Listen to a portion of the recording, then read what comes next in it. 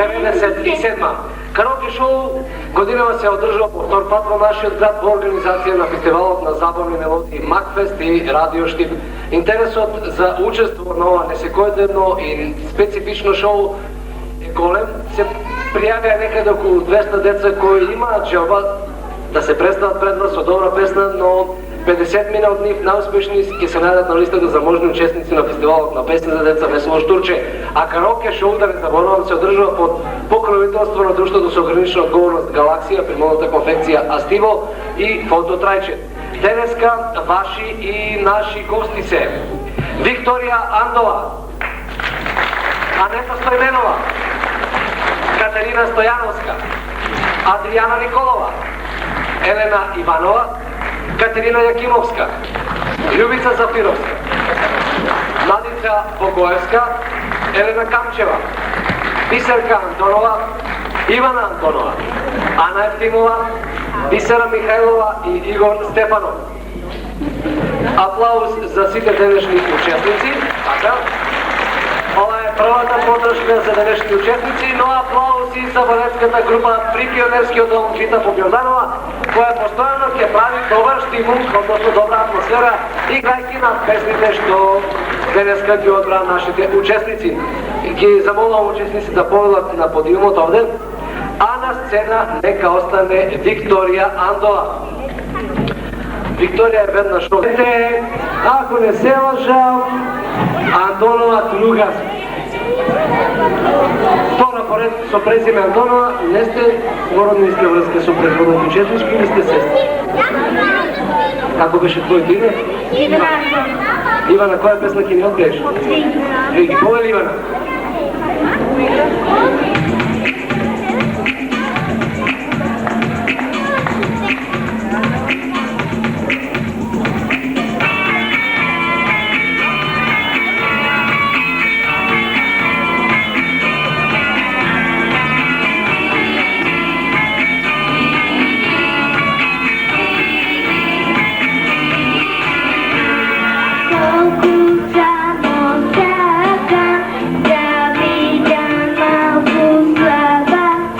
Dari